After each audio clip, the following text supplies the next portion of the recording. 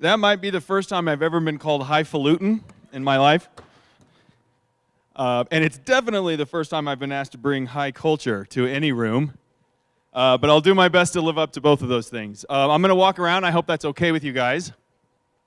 So some of you who are here in the morning, I'd just like to react a little bit. And I'm going to introduce myself in a second, but I want to get this out of the way first before I forget. I really enjoyed your presentations, and I enjoyed the discussions that came from them. Really interesting questions, and one thing that struck me right off the bat was that it appears very clear that your faculty here, or maybe you bring it automatically, really get this issue that education is not about answers, it's about questions. It's not about facts, it's about process, it's about thinking and questioning and looking for evidence, because that's what I heard a lot of. And especially the last presentation about the Animal Bill of Rights I thought was really interesting because it wasn't, yeah, great job. It was very clear that no one was interested in indoctrinating anyone, they just wanted to ask some questions.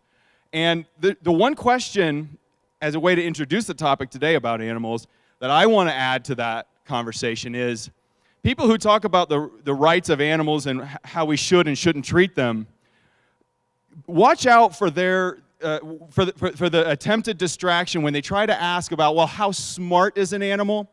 Is an animal conscious? Can an animal think? These questions, in my view, are very much a distraction because when it comes to how we treat animals and how we live with them, there's actually only one question that matters. Can an animal suffer? In my mind, that's the only question that matters, because when we think about other people and how we should treat them, we think about their suffering. We don't think about how smart they are. Does someone who's not as smart as someone else, it's okay if they suffer more? Right? That's an absurd concept if we apply that to humans, and I would argue that it's absurd when we apply it to animals. So can animals suffer, and how they suffer, should they suffer? Those are the questions that we should, I think, should drive our question about their rights. Okay, so as my introducer, Michaela, mentioned, I am from New York City. I'm from John Jay College, and we're a school that's focused on justice. And we really try to look at justice from all different ways. I'm actually a bench biologist. I'm a forensic scientist and cellular biologist, geneticist. So you're probably wondering why I would presume to talk to you about morality. Well, what happened was about 5 years ago, I was thinking about how I wanted to use my sabbatical. And I don't know if you guys know what a sabbatical is, but it's the best invention that academia has ever come up with. Every 7th year, and sabbatical comes from the same root as Sabbath. Every 7th year, we get to take a year off from our daily routines and really just dive into research and intellectual pursuits of whatever kind. And I decided I have enough time to do bench research. I wanted to, because I'm interested in evolution, I wanted to answer the question once and for all how humans got so different than other animals. This is the arrogance of an academic, that I'm just going to walk in and answer this question that has consumed humanity for about 50,000 years.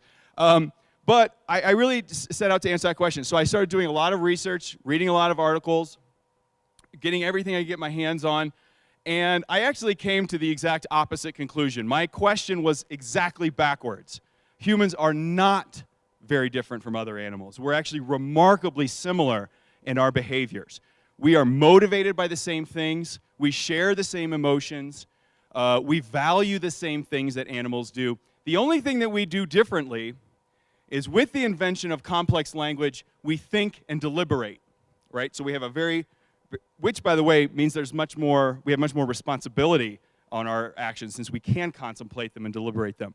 That's a conversation for another day. But my point is, I came to the conclusion that underneath all of this confusing thinking that we do, we are driven by the same instincts, motivations, and desires as other animals. So the title of my book is Not So Different: Finding Human Nature in Animals. And I really, truly believe that all this thinking that we do is a smokescreen for very simple ways of acting, simple ways of behaving. And most importantly, I firmly believe that there is great value in understanding that, in understanding where our emotions come from, what they're driving us to do, because I only think that you can make progress on how we treat each other if we understand why we do that in the first place. And as a biologist, I'm convinced that every part of us, from our genes to our behavior is the product of evolution, has been shaped by the process of evolution, by natural selection. Now, since I believe that, I have some pretty tough questions to answer to those of you who might feel differently. And one of them is, why are humans nice to each other at all? And that's a little bit about what I'm going to talk about today. Okay, so, and by the way, the theme of this conference does fit very perfectly with my book. I assume that's why they invited me to come here. Humanimal. I'd never heard that term before, but I love it. I will use the term animals as a shorthand for non-human animals, but the bottom line is humans are animals. And there's a greatness that comes with that. It's not, when someone says lowly animals or just animals or only animals, I cringe because there's a lot of greatness in being an animal. We are animals, we're mammals, we're primates, we're apes, we're all of those things. But we're also humans, which means we're capable of and engage in other things as well. And one of those things is doing exactly what we're doing here, and that is sharing ideas and talking about what it means to be human, what it means to be an animal, and what we can gain from it. Who here, raise your hand, if you look around the world today and you think it's exactly as it should be, that everything that you see in our society is just right, it's perfectly tuned, harmony is, raise your hand if you think this is just a wonderful, harmonious world. Raise your hand a little higher because I'm not seeing them. Right. Okay, so many of us look around and see an unjust world, and we see different kinds of injustice and all of that, but we see an unjust world. So at John Jay College, we believe in the pursuit of justice, and one aspect of that I like to bring to the table is to remind humans that we are a part of nature, not apart from nature. And what I mean by that is, when we understand why we behave the way we do as animals, we get to then engage that human part, which is the thinking. And we get to decide, okay, we're not going to do that anymore. All right, we're going to discourage that behavior, and we're going to encourage other behaviors. Because we are all a swirl of instincts, of drives. Some of them are pro-social, and some of them are anti-social. They're both natural, by the way. So there's no point in feeling guilty about anything. Guilt is the most useless emotion in the world. But once you become aware of your instincts and your drives, you can learn how to, I think, as a society, foster pro-social instincts and reward that and discourage antisocial ones. And by the way, we've been doing that for thousands of years. The whole concept of criminal justice is based on this. We punish antisocial behavior, and hopefully we reward pro-social behavior. However, we don't get it always perfectly right, and that's what I want to talk to you a little bit about today. Okay, I'm going to try to use the clicker here. We'll see if this works. Oh, it did work. Okay. And by the way, this concept that humans and animals are not so different is a very old concept. All right? The father of modern biology himself said, nevertheless, the difference in mind between man and the higher animals, great as it is, certainly is one of degree and not of kind. Meaning, we are not a different kind of thing as other animals. We are animals. We are mammals. We are primates. We're apes. We have certain things that have been exaggerated, namely our brains, but everything else underneath our skin, we're very much the same thing. However, I think science lost its way in basically the first half of the entire 20th century, the entire first half of the 20th century. We sort of forgot this wisdom that Huxley and Darwin and others were honing in on. Mostly because if you believe that animals have an inner experience, it makes a lot of what we do sort of uncomfortable to acknowledge and to think about, how we treat food animals, for example, right? Medical research, lots of other things. You've heard this concept of an inconvenient truth? So the scientists who were studying animals realized that the very experiments they were doing would be unethical if animals could feel anything. So what did they decide? That animals don't feel anything, because then they could continue their work. Now, I don't think they're necessarily doing this consciously. Scientists, like all humans, are biased, and our bias influences what we do. But fortunately, around the 70s and 80s, we've started to realize how far away we'd gone from the original wisdom of Darwin and others, and we're getting back towards appreciating an inner experience for animals. And I do think there's something in it for us. Even if you don't care about animals, there's something in it for us to understand how we behave, why we behave the way we do. Okay, so, and I do believe it's important to study animals for their own sake and to care about animals for their own sake, but I come to this worried about the human experience, and so I think studying animals reveals a lot about us, and that's why it has value to me. Okay, so when we talk about morality, and that's what I want to talk to you about today, morality was something that many people would think is not the business of a biologist to talk about. Hopefully I'll convince you that's not true. But there's two reasons why people say biology has nothing to say about morality. One is that, well, it's a human-specific thing. Other animals don't have morality. I hope I definitely convince you that that's not true. But the other reason they would say is that morality doesn't come from science, that morality is a totally different thing. That it comes from religion, or it comes from philosophy, it comes from maybe even psychology, but it's not something that the natural world has anything to say about. Well, we're going to dissect that argument, and I hopefully at least weaken it a little bit in your mind. When you ask people to define morality, by the way, you're going to get a lot of different answers, and I'm going to have to fast forward a bit because we could do this for an hour if we wanted to. But generally, you get the responses about what is morality fall into two sort of categories. There's two flavors to morality. One is about fairness, and you would also maybe say equity or equality, treating people the same. That's a big, who agrees that that's part of morality, is treating people the same way? Right.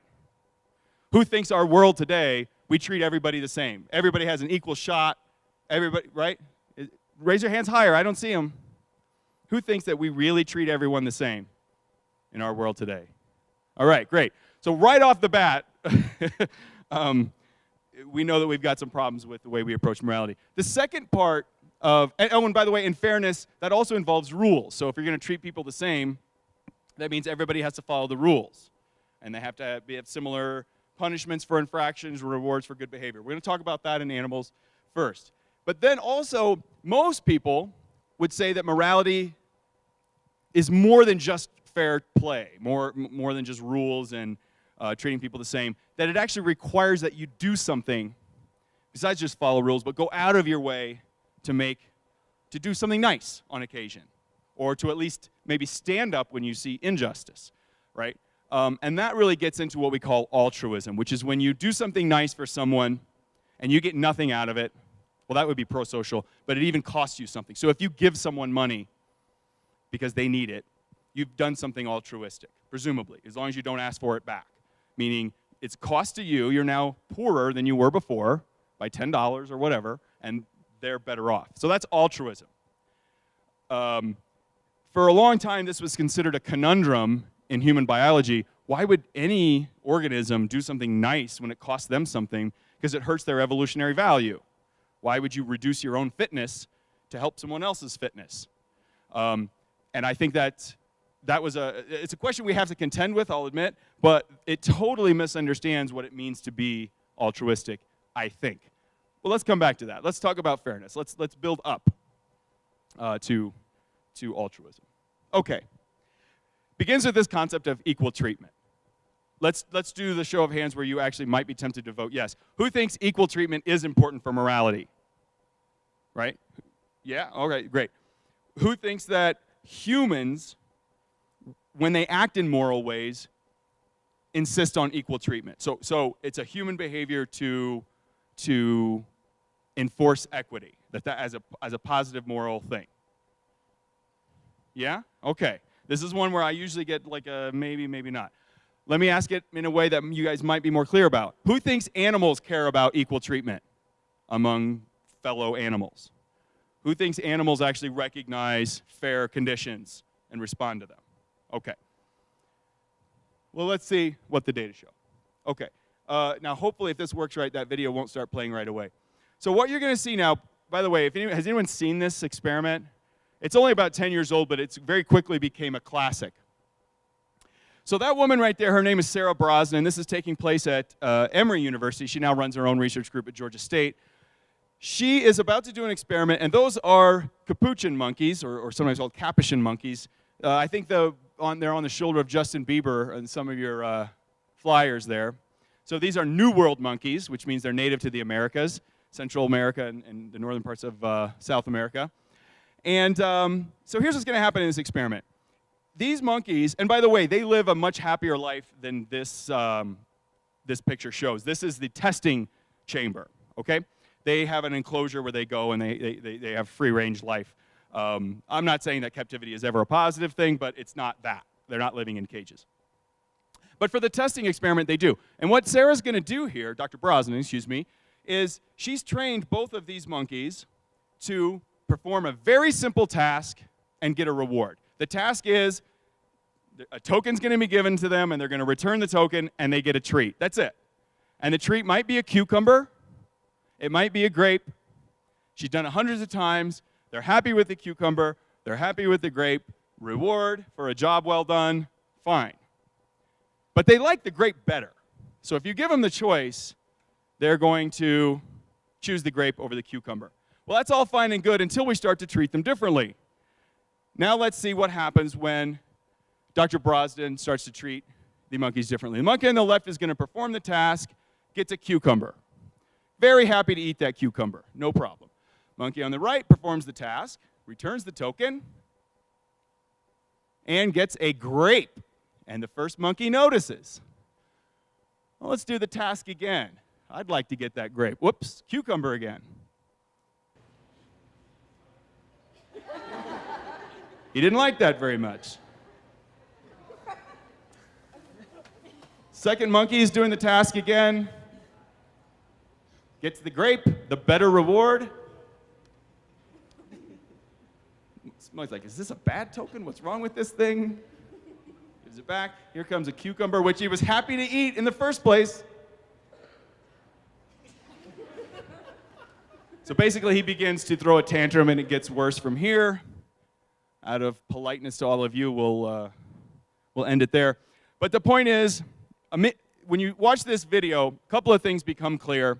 Number one, the monkey absolutely does recognize when he's being treated unfairly, correct? And he doesn't like it. The other thing that should strike you, or at least that strikes me when I watch this, is, doesn't that seem like a very human behavior, a very human response? Didn't that monkey seem really human? I mean, what he did was obnoxious. Therein is the resemblance to humans, I think, right? But the point is that think of it from a purely cold, evolutionary point of view. How is this monkey helping even his own position? He had a resource, he had something, he had food, and he got rid of it. He threw it, he chucked it. So he's worse off for having done this. Also, he threw it at the person who's in the position to possibly give him more food in the future. How has he helped his own position? Right? Now, when humans act this way, we say, oh, well, that's because humans are different. But what is your answer to the question of what does a monkey get out of this? And let me pose this to the audience. Would a student here care to venture an answer to this? What does that monkey get out of that behavior? How is it good for him to react in such an obnoxious way when he was being treated unfairly? Anyone care to? How is he advancing his own interest? By throwing a treat away. Yes, ma'am, right here. To let the person know that he knows he's being treated unfairly. That's right, he's definitely done that. And what's he get out of that? How does he better off that the person knows? Yes, sir. Mm-hmm.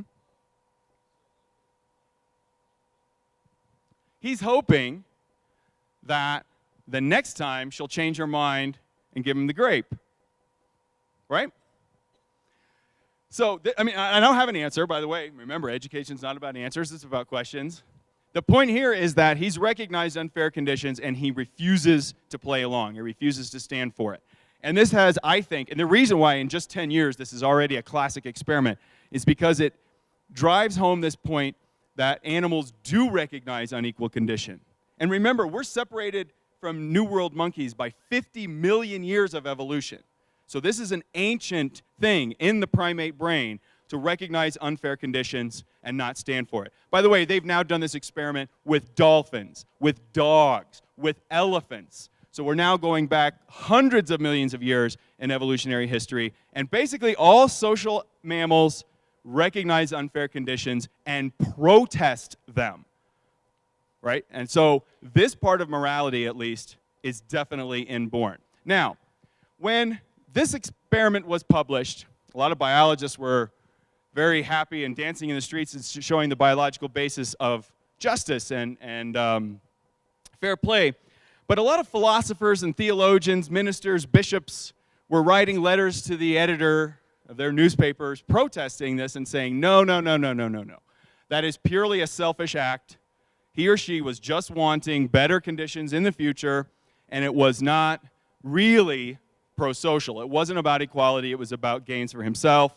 What you would need to see it really care about fairness is have a monkey or an ape or whatever stand up when someone else was being treated unfairly. That's what you need to see if you want to see animals behaving in moral ways, standing up for other people's injustice. I bet they wish they hadn't put that in writing, because you can imagine where I'm going with this. Sarah Brosnan and others have done similar experiments. Now, you do have to get a little sort of higher in cognitive functioning for this to work, but in chimpanzees, for example, almost an identical experiment has been done, and guess what? The beneficiary of the unequal treatment will sometimes, not always, but sometimes stand out, refuse to go along, try to give the partner the treat, and in general will just protest the unequal conditions. So we do recognize it when it's not just ourselves being the one harmed, the one not getting equal treatment. But I think even more interestingly about this experiment with chimpanzees is that how much a chimpanzee stands up for her fellow chimp depends on how closely they are affiliated. So you can dial this behavior up and down. If the two chimpanzees in the experiment are strangers, so what? Why would I want to help her or him? But if they're close affiliates, if they're siblings, if they're mother-daughter or father-son, if they're just friendly in the dominance hierarchy, then they stand up a lot faster. Are we any different? What moves you to be compassionate towards someone else? When you know them, when they live in your community, when they look like you, when they fly the same flag, when they root for the same team, right? We are much more willing to stand up for injustice when it feels like they're one of us, right? It's human, it's natural. By the way, this is not the first time I'm going to say this. Just because it's natural doesn't mean it's good, but it is definitely who we are. And it's who other animals are too. So that's the first clue into how we build a better world. I have to come back to that later.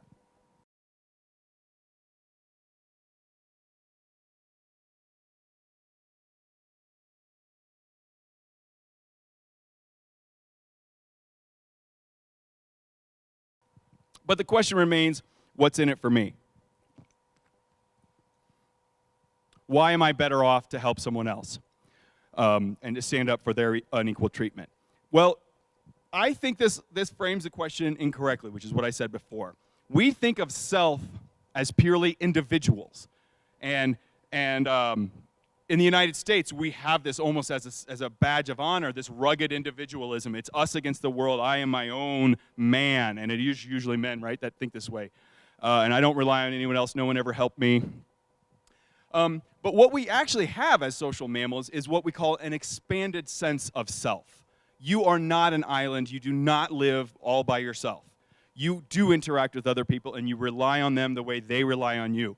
And when you see your own success as tied up with the success of others, then you are helping yourself by helping those who work with you, those who live with you, those in your community. If you think of yourself as not just an individual, but as a member of a community, then you are better off, right? And assuming that what goes around comes around, everybody wins. And that same the math of cooperation works out for animals the same way it does for humans. Now, animals are much more instinctually driven. To me, that just proves the point. That natural selection has favored caring about others in your group because you're better off if you do. you are better off if you care about others in your group. And by the way, well, and I'll come back to that in a second. Part of what it means to be a fair play and have an equity is to establish a set of rules and then expect everybody to play by them, right? So this is sort of the other aspect of that first bullet about equal treatment. So it's not just about reward or resources being shared, but it's also about, hey, look, we set up these rules because it works better if we agree to them, and if you break those rules, you have to be punished as a way to sort of nudge you back in to proper social conditions. I'm talking about the criminal justice system, basically. But, I mean, it's not just that. The first day of kindergarten, what do you think they tell the students? The rules, right? The rules of the classroom. The first day of summer camp or preschool or basketball practice. It's the first thing you do is you cover the rules. Here's how we're all going to behave. You got to do this. You can't do that, right? It's a way to it makes sense. But it seems like a very human thing to do. Who here, raise your hand if you think animals have rules and etiquette? Oh, well, look at that. Just among themselves, not just humans? All right, well, you guys are a step ahead. I can go fast. The point is that they absolutely do have rules. And one of the best studied example of animals having complex sets of rules, of behaviors, is actually in wolves and their descendants, which are dogs. So wolves and dogs have a lot of rules around social play, because playing is actually very important to the life and health of the individual wolves. And the first chapter, after the introduction, the first chapter of my book is all about why animals play and what they get out of it. Well, if you're going to play, if you're a wolf, what does playing look like for a dog or a wolf most of the time when they're playing among themselves? Fighting, yeah, they're wrestling. But guess what? They don't get hurt most of the time. But you guys know how strong their jaws are, right? You ever accidentally, like my dog for some reason likes me to hold the bone when he chews on it. I don't know why. He likes that. But sometimes he nips me accidentally because he's trying to chew on the bone. And oh my God, does it hurt. I mean, he could definitely take my arm off without a second thought. But they don't hurt each other that much when they play. So obviously, they're obeying some set of rules about don't bite too hard, don't hold them down. When you're squeezing the neck, it's just to sort of restrain him, and you're not actually hurting. They have a whole set of rules.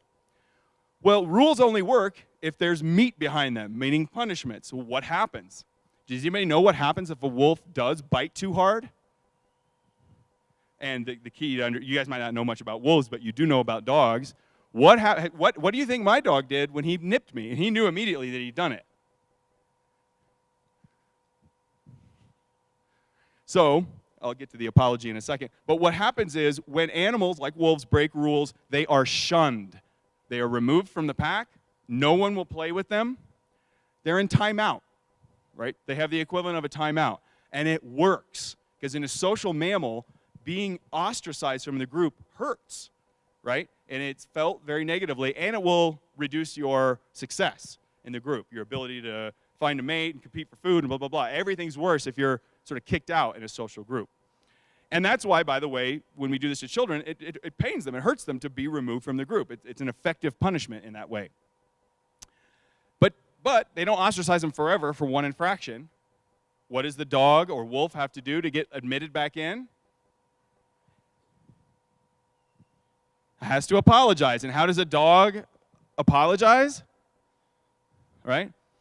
He or she makes the physical signals of submission. Lower the head, lower the ears, lower the tail, and it's like they're saying, I'm sorry. Now, do they feel guilt and all that? I don't think so, I don't know. But what they are doing is using the borrowed signal of submission to say, I know I screwed up, I'd like to be let back in now, can you please accept my apology? And of course, that's what happens, generally. You have to really be out of line for a wolf to be ostracized forever, right? But if you fight too hard, or if you bite too hard, play too rough, or if, for example, if you're a big wolf, you're much bigger than somebody else, do you know how you have to convince them to play with you? You have to crawl, and even sometimes lay on your back. In other words, you have to weaken yourself. You have to lower yourself. Because if you're just going to beat the crap out of them, why are they going to play with you? So you have to give them an advantage by crawling in a more lower position, submissive position, and then they'll play with you. So they recognize unequal treatment. They insist on handicaps to make it a fair fight. right? So all of these things that we do also, right? Golfers have handicaps, state sports are in classes by size. Like, we do all of this to even the playing field the best we can, right? Because we're mammals. We recognize an unfair fight, and we don't think that's any fun. Okay, but that's part of living in a moral world, right? Is to have these sort of fair footing, fair standing, and so on. Okay, but that's not altruism. So having rules and enforcing them is not about altruism, unless, as I said, you accept this expanded sense of self that you actually are a part of me in a sense, as part of the same community. So what's good for you is good for me. Once again, a lot of skeptics would come in and say, well, animals clearly can't do that. They can't define themselves by other members of their community. Well, once again, I bet they wish they hadn't said that. So I'm going to show you a video now. I'm going to describe it first, and then you're going to think it's way more graphic than it really is. It's actually a very adorable video, I think. This was the first discovery of what we call altruism, or reciprocal altruism, as I'll define it in a second, in vampire bats. Has anybody heard of this study? This one goes back to the 80s, 1980s. So vampire bats, as their name suggests, survive on sucking blood, usually from very large mammals like cows and horses and things like this. They fly around at night for one nightly meal, and they eat, by the way, about 20 to 30% of their body weight in one meal, because any flying animal has to expend a lot of calories. That's a very energetically expensive way to live. So they have no fat deposits, and they need to eat a huge meal every night. If they don't, they can usually survive one night. They can never survive 2 nights of not feeding. They will die of starvation if they miss 2 meals. What a researcher named Gerard Wilkinson found in Costa Rica studying these vampire bats, he was watching them at night, during the day, nighttime for them. The other reason they're called vampires is they are active at night. They can't see hardly anything, but they use echolocation to hunt. He would watch them after their nightly hunts in the morning in their caves, which no one had bothered to do, by the way. This is a classic story of science only finding what it's looking for, is we watch the bats when they're hunting. We don't bother watching them in the cave because they're like, they're just sitting there. Well, Gerard Wilkinson decided to look, and he noticed that sometimes a bat who had not been successful would go up to another bat who had been successful and beg for food. So that's a surprise. The second surprise was sometimes the bat would agree and share the food. And this is where it gets a little gross. The way that vampire bats share food is they regurgitate into the mouth of the other bat. So it's not that gross. You can hardly see what's going on. But scientists can measure this, because when you're talking about 20 or 30% of your body weight, you can measure food transfer by simply weighing the bats. You weigh them before, you weigh them after, and you see how much food transferred from one bat to the other. And a begging bat would receive about half of the meal that the successful bat had received. So let's watch the video first. You can't hardly see anything, but I mean, it sounds gross. We're not going to watch it forever, but here they are. Obviously, there's no color because this is night vision. They're cute, right? Kind of. There's the hungry bat. And do you notice the donor is not even shy about it? He doesn't have to be bullied into it. He comes right over and says, "Here you go, buddy." And that is one bat feeding another.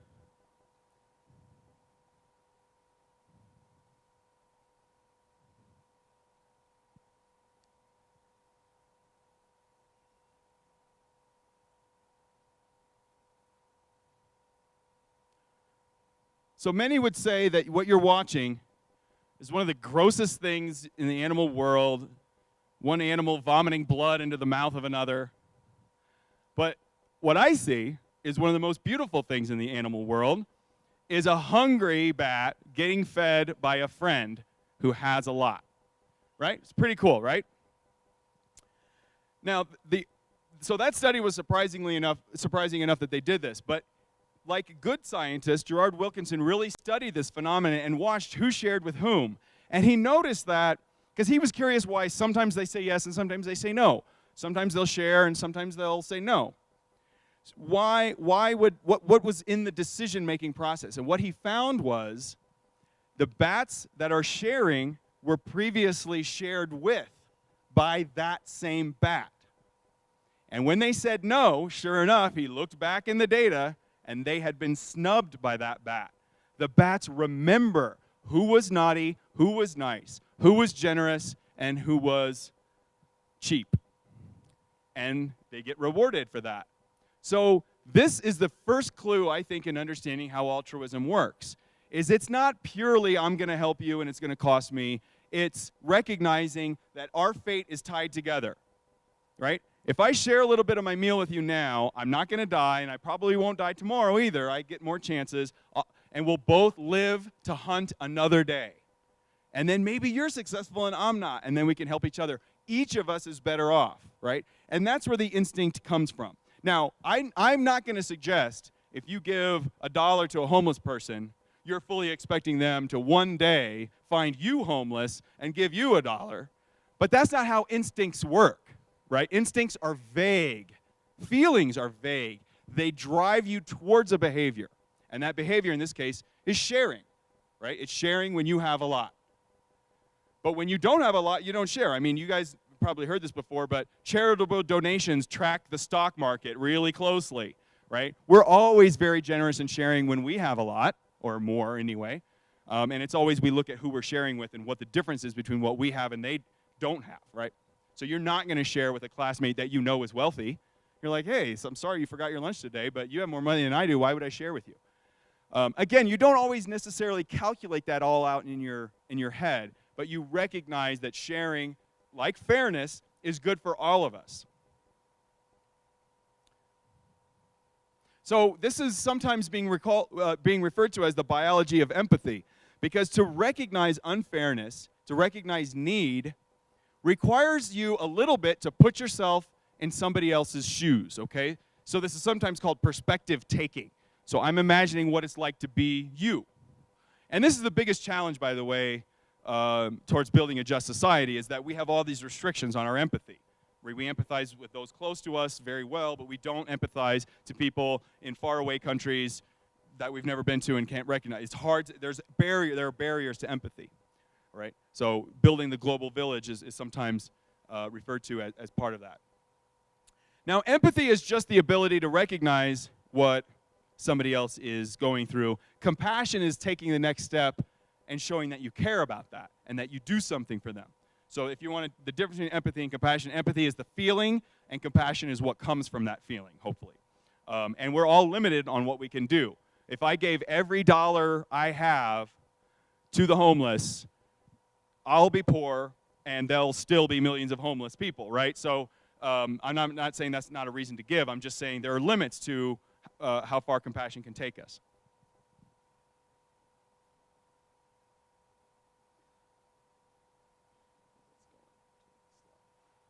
Okay, so hopefully I've convinced you that the features of morality in a moral world, moral decision-making, are in no way unique to humans. We share the basic programming with animals. They recognize unfair conditions and act on them, even sometimes when they're not the beneficiaries. We set up rules. Other animals set up rules and follow them. They send out punishments. There are rewards for pro-social behavior, and there are disincentives, we'll say, or punishments for antisocial behavior. And in some of the later chapters of my book, I talk about the dark side, where I talk about some of these antisocial instincts, because they're natural too.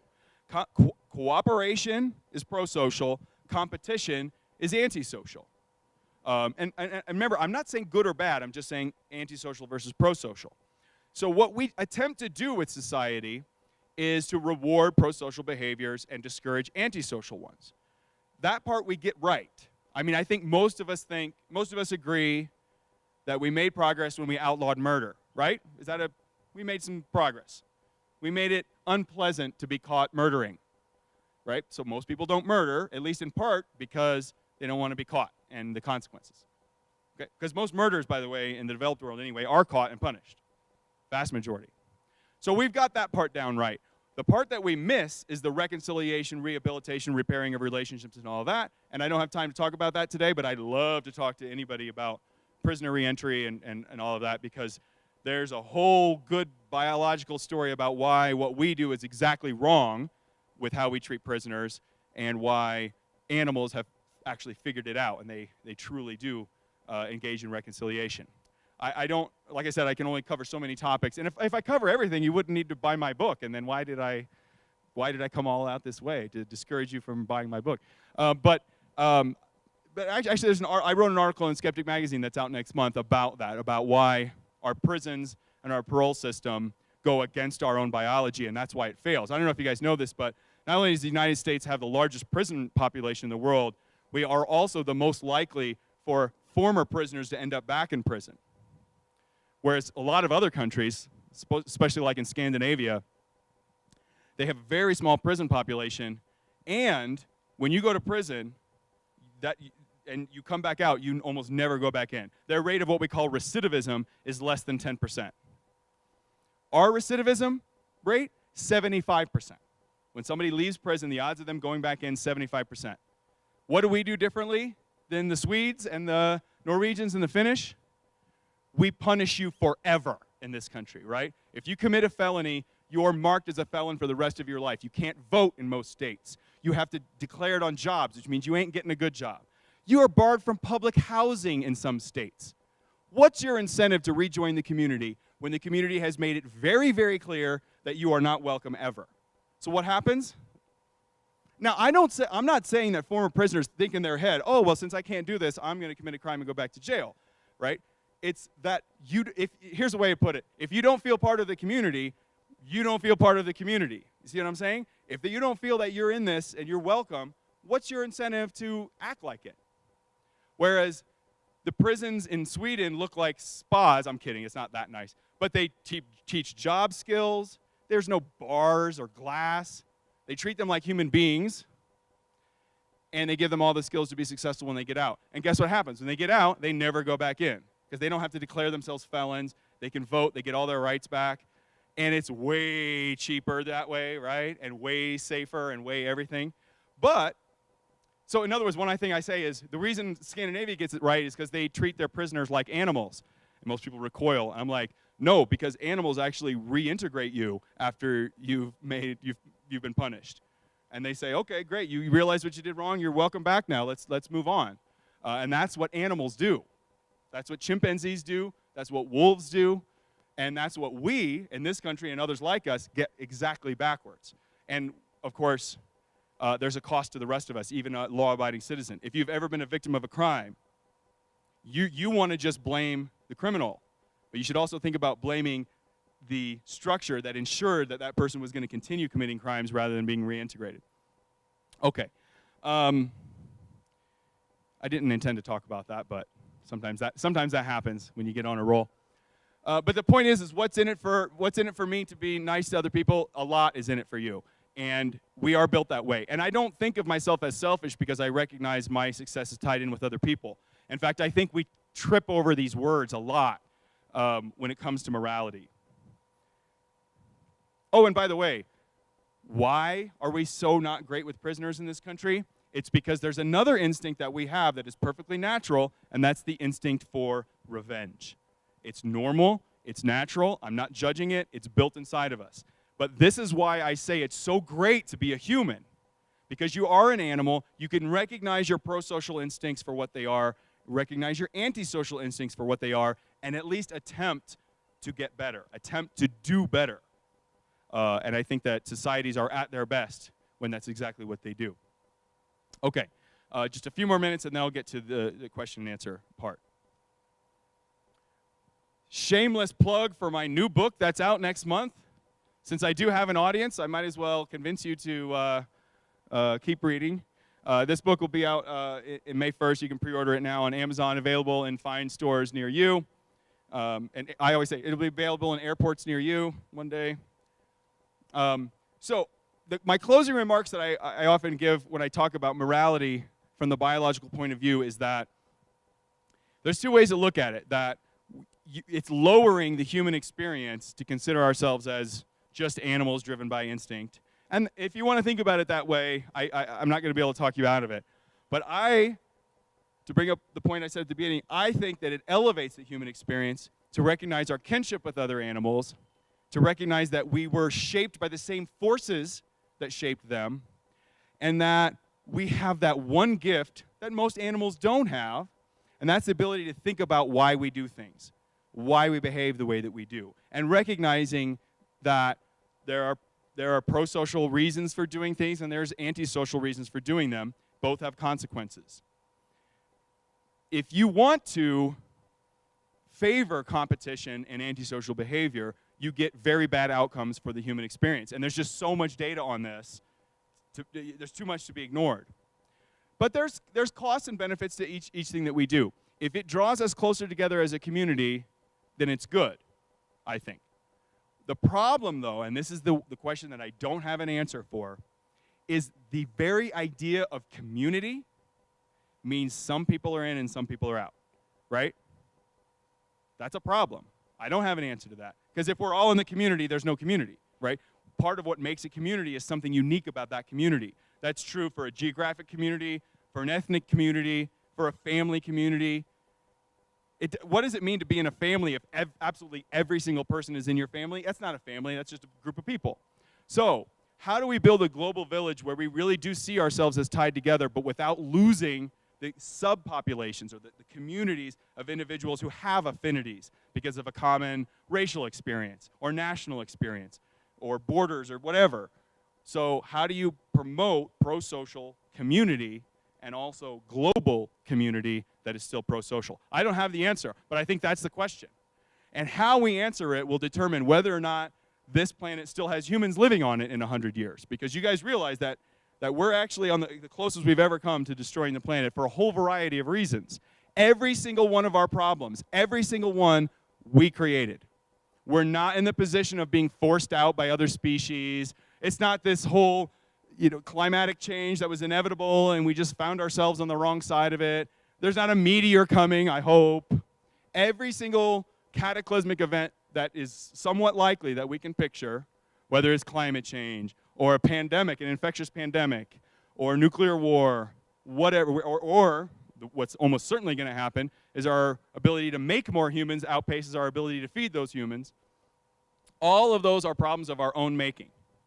All of them. So if we want to get serious about solving those problems, we have to understand what makes us behave the way that we do, how do we define our community, and how do we promote pro-social behaviors. And I think we learn a lot by watching other animals.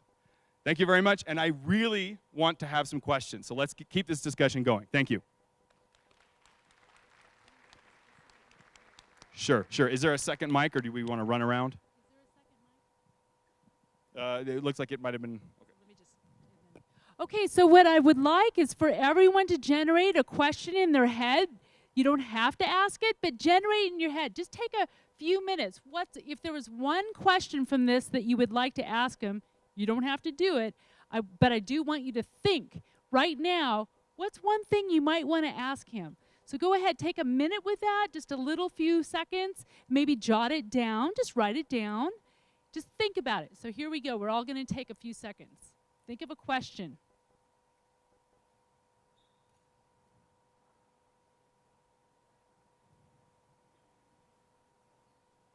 All right, so now what we're going to do is we have another mic out there. So when you do have a question you'd like to ask him, we'll come around with the mic, and you can ask him, and then he'll answer it for everyone to hear, okay? All right, so here we go.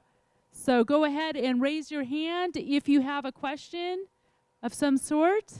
I saw some people. Oh, we got one over here.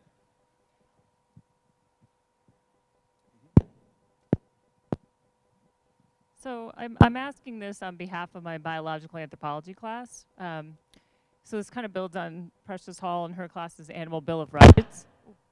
Not sure what this is doing. Can you hear me? Yeah, and I'll repeat it. Okay. So my biological anthropology class, one of the teams was very interested in laboratory testing on animals. And so they got into a discussion after, the class got into a discussion after their presentation about, that yes, animals can suffer, that all the stuff that you've been talking about. But, and they kind of as a class said, well, we don't see why they have to use that for makeup because no one needs makeup and no one needs cigarettes, but for pharmaceuticals or kind of, disease treatments. But they said, what do we do? I said, well, what do we do then about laboratory testing? And comment was, well, let's just test on prisoners. And then I went into a whole discussion about the history of the IRB and human subjects approval, and that's a vulnerable population and why we can't really, maybe probably morally do that. So what do we do about things like laboratory testing? Yeah, that's a great question. The question was, once we come to understand that animals have this rich life and they can suffer and they have feelings and so on and so forth, what do we do about our need to test medicines, for example, on animals before we start putting them in humans? I don't have an answer to that, and I don't necessarily think that you have to have a clear-cut answer. What I think is much more important is that we consider the question with the idea that animals can suffer. And if you have that in mind, it would at least lead you to a place where you do what you can to alleviate the suffering of those animals, which can be done. It's more expensive, of course, to take your time and do these things nice. I mean, the chicken farms that we heard about earlier today, the chickens are kept in these little coops that are not big enough for them to even stand, right? Let alone move around. Why do they do that? Nobody wants to be mean. It's just cheaper, right? It's cheaper to do it that way. So when it comes to animal testing of pharmaceuticals and drugs and treatments, it's going to be more expensive, and nobody's going to want that. So we have to consider our needs, our wants, with the suffering of the animals. How can that be done? So in my view, every single thing that we do can be done more humanely. Even if it comes to animal testing, I agree on cosmetics. Right, animals didn't sign up for that. But what you can do with animals is that if their life is not in a cage and they're not conscious for the parts that might induce pain and things like that, there is a way to at least make it a lot better. And the only reason I'm not saying we should absolutely ban all of that is not because I don't believe it. It's because I know that won't happen. We just won't do it in this country. In any country, we will never see that animals' lives are in the same value as ours. You'll never convince enough of your fellow Americans of that, I think. But what you can do is at least say, if we all agree that they do suffer and suffering is bad and we should do what we can make it way, way better. It's not, so if your goal is only a 10 out of 10, I don't know if we can get there. But if you would accept an 8 out of 10 on their progress on reducing suffering, we actually can get there, and we can do a lot to make the life of a laboratory animal much more pleasant when it's not being tested, and the process of testing less painful, less suffering, quicker euthanasia, whatever you want to think about, so that they're not in cages, but they're in enclosures. They're in sanctuaries and that sorts of thing, where they have a life and they have a pleasant life as much as possible. So I often say, don't let the perfect be the enemy of the good. Don't let it, because it's not all the way that you want, don't accept making progress along the way. And Temple Grandin does a lot of this work too. She would like to be totally done with animals for food. But in the meantime, she consults with the food industry to at least reduce the suffering. If it's going to happen, we should at least try to reduce the suffering. And by the way, one thing before I take the next question, I forgot to thank the organizers of this and those who brought me here. So Michaela, Karina, Blizzin, am I saying that right? Marinia, Precious, and I think I met all of them, and Joylyn, thank you so much for organizing this and for bringing your classes, and Virginia Rincheva, Dr. Rincheva, for bringing me here today, reaching out to me. So yeah, thank you to all of the faculty who organized this. It's a wonderful event. I would love to do something like this on my own campus. Another question? Yes, sir. Okay, we have a mic that works, so I'm on my way. Microphone on its way. I wanted to ask a question about the morality of death. Like in Oregon, they recently passed the law to allow people with a chronic illness to die a more natural way, and this is something that my grandmother, she was down in Henderson, and she was suffering stage 4 cancer, and she just really wanted to end it, but nobody was willing to kill her.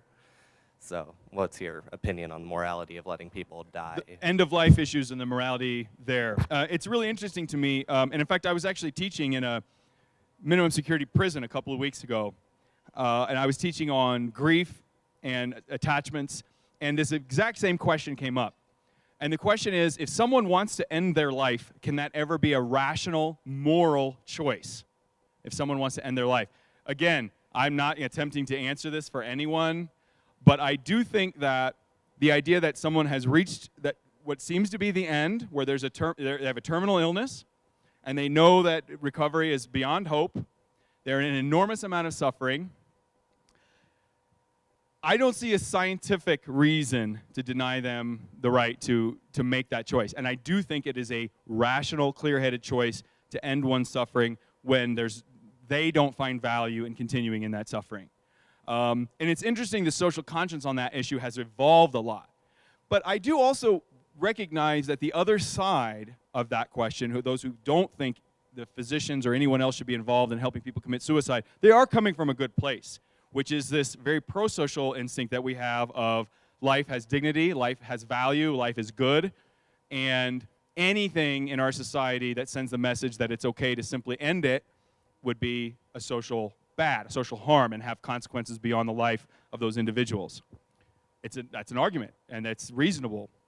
The reason why I don't think that persuades me, for example, is because I think that each of us can define the value of our own lives for ourselves when it's rational. If there's mental illness and if someone is depressed at a young age and not ill, I think it's clearly that they need help. They don't need help ending their lives. They need help finding value in their lives, finding the value that is there in their lives. But when someone has reached the end, I think it actually says something good about society when we recognize the dignity they have in making their own choices. And why would we make it hard for them to exercise that choice? That's my answer. But I know it's much more complicated than that. Right, and this is the context of the question that I got from one of the inmates as well, is what about animals? How do animals approach end of life? So as far as I know, and I have looked, there aren't cases of animals intentionally ending their own life as a means to terminate suffering. However, animals sacrifice themselves for others all the time. And in fact, in many species, it's very well established that their final act is part of their life. It is an intentional act to end their life for the good of either their children or whatever, the rest of the community. And there are animals that give up on life. So that's different, I think, than committing an intentional suicide. But the chapter in my book on grief, I actually open a story about Flint the chimpanzee. Does anybody remember this story? So this is basically a chimpanzee who died of grief. He was grieving the loss of his mother so much that he withdrew from the group, stopped eating, and he died essentially of starvation because he could not get over his grief. And that's a neuronal, hormonal thing to be in a state of grief. And he couldn't get past it. The rest of the group could not get him back out into the group, and he died of starvation, a very preventable death. So is that a suicide exactly? I mean, I don't know that he contemplated it as such, but he decided that he had nothing else left to live for. I mean, not decided, but that's how it worked out. But that's these are tough questions. More questions? Speak loudly. Oh, no, microphone on the way. Sure. Thank you. Oh, was there some people ahead of me? No, go ahead. Go ahead. Are you sure? Okay. So from what I've learned from listening to you today is that there is evidence of morality being an evolutionary change, right? It's scientific based. Is there a case where somebody could be completely devoid of morality? And do you think it's permanent? Is there a way to fix that with assimilation? Or I'm just kind of curious as to how that goes. Right. So, and are you talking about humans? Humans or animals. Humans or animals. Okay. So the question is about, morality might be a human feature, an animal feature, but what happens when someone appears to not have any morality? And generally what you're talking about are psychopaths who are and they walk among us. I mean, 2 or 3% of the population simply cannot identify with somebody else's experiences emotionally, and they just have no care for the feelings of others. Psychopaths are present in other animal species as well. And it's sort of and there's debate about whether or not this is just the extreme end, because all biological traits, by the way, are on a spectrum, right?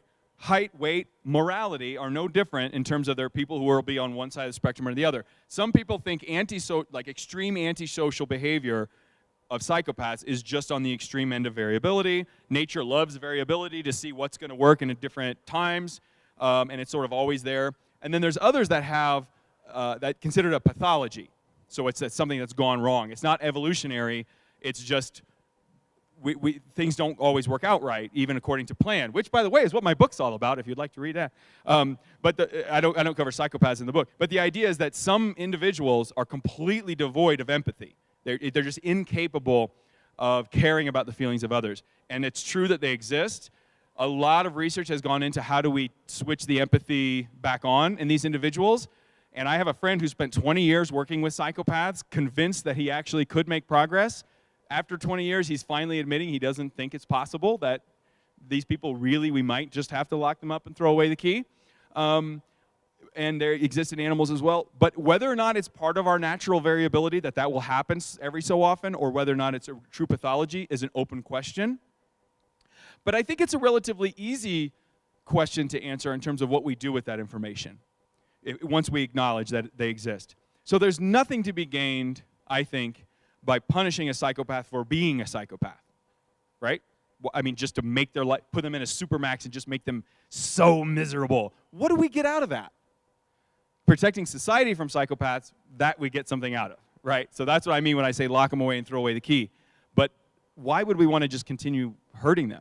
And to me, it says something about us when we feel it's necessary to hurt someone in response to them having hurt other people.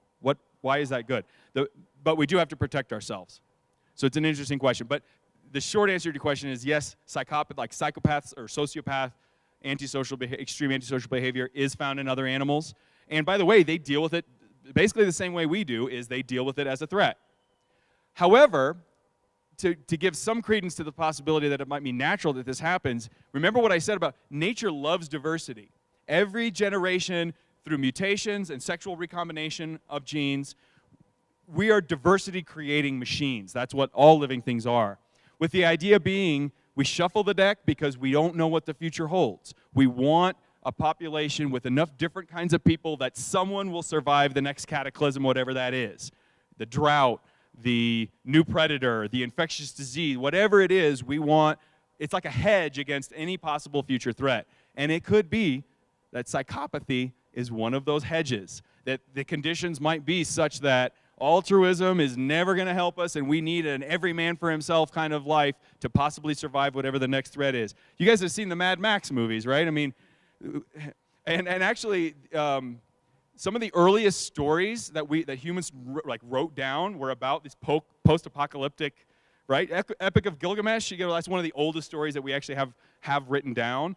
Is a post-apocalyptic science fiction story, basically, right? We've been thinking about our own demise for a long time, and I think that part of that is the recognition of exactly that, of the threat that we face.